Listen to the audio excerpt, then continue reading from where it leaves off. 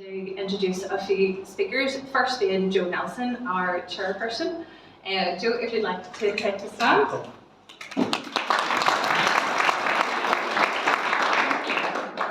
Thank you for that kind introduction. Just to tell you a little bit about the background of South Lough Neagh. South Lough Neagh, believe it or not, has been around since 1993 and has been, led for most of that time by our development manager over there in McAlinden. So before we go any further, I'd like you all to give a big hand to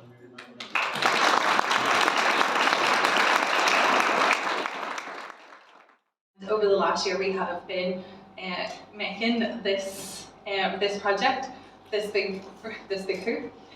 We have used all traditional skills to make it. Pat used with the Lough Neagh boats. They used their traditional skills. My husband and his lovely traditional skills fabricated the stuff, and then me and my community of embroiderers and punch nailers came together and made this. I'm hoping you'll give me a little bit of patience tonight, because there's quite a lot I need to say about Louise and about this community. Important things that need to be said, which she won't say, because those of you who know her will know how self-deprecating she is. One of your projects here is to our right. Tell me about that. What is it? So this is a project that I was asked to kind of get creative and push boundaries and challenge myself and the skill and the traditional artists that I would work with.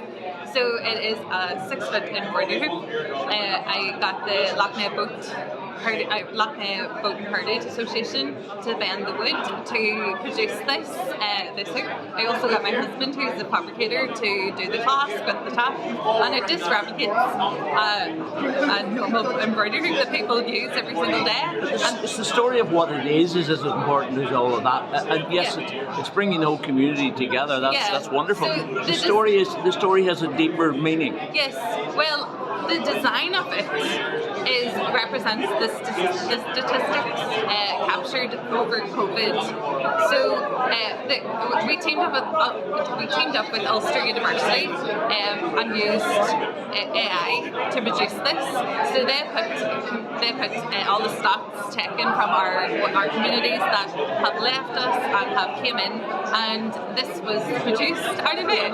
So Future Skins and I asked me to design this, and this is what I produced, but using traditional skills. When I was introduced to Louise let me see, which came as a huge, pleasant shock to me, that there was a way that we could take those traditional crafts of these areas and use the technologies that are coming through, like artificial intelligence or VR or different types of computer compositing and programming, in order to not change those crafts, but allow them to present those traditional skills in a different way. And so the project we have here tonight is what we call the Pandemic Tapestry, where we asked Louise to work with a guy called Darryl Charles, who's an academic, works in artificial intelligence, and he took all the data there was on COVID and drew up an algorithm around it to create patterns. And she took the pattern she liked most and made it into this absolutely beautiful tapestry, which to me, interestingly, has everything in it from a Zen garden through Celtic mythology into kind of Neolithic shapes. So the whole concept began with numbers and it turns into a piece of art. That's a remarkable thing in itself. There's a lot of symbolism in this. Is that purely accidental, or would you say the algorithms have conspired? No, definitely the algorithm has just worked it out. It is actually an evolving algorithm. I'll get it up. The gentleman, Darryl Charles, he whatever algorithm that he produced, it's evolving. So I'll let you see it in action and how it'll just kind of, it's like on a loop, and it's great. But yes, I've just taken a still from it, which I thought was quite representative of the local area. I've selected, there was 4 wee strands, so each represents kind of just our landscape and what you see. It's in black and white, the algorithm, but yeah, I kind of put my own wee flair to it too. Everybody will see their own, in art, will see whatever they want to interpret. To me, I see Celtic symbols, it was remarked tonight. I see Triscola, I see in and out the journey of life from beginning to end and thereafter. I see waves and all sorts of things. Yeah. So the project has life beyond just the algorithm. Yes. Well, we're hoping that this is going to be a travelling piece, and we're just hoping that the people that helped me create this is going to symbolise them. It's going to be a piece of their history, and especially throughout the last few years, it's going to give them a happier memory than what we have had endured over the last couple of years. You're right in the heart of all the projects here. You've been inspiring all of them in some degree to work in your whole work. It's been a major project. This has, yes. It's all of the projects. Oh yes, that have all come of tonight. them. All of them have so time consuming, but done with so much passion. The Townlands one, the one that Hazel Boland is working on at the minute, the Townlands of Me. It has been just a lovely. It's incredible to be working with the primary school children and really finding out that they don't really know a lot about their traditional skills. They don't know about what their grandas did years ago. Our grannies did, but I hope that I am going to encourage them and inspire them to pick up a traditional skill and keep it alive, keep them in the area, keep the kids in the area, give them something to remember from home. Well, that's what I do with my children. Like, I get them out into my workshop and try and get them working and hopefully keeping me alive in years to come.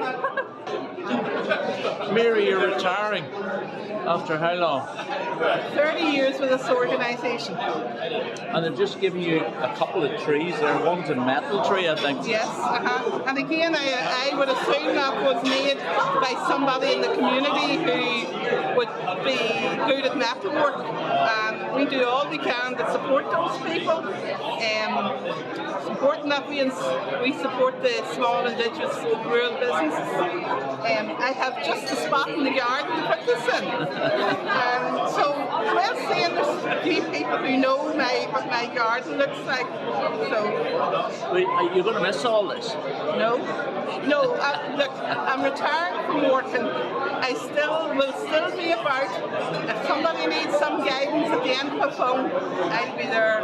But sitting up late night and filling in application forms and making sure the accounts are with the funders and all, no, I'm not going to miss that. I'm going to spend time with the grandchildren. And you deserve it. I hope so.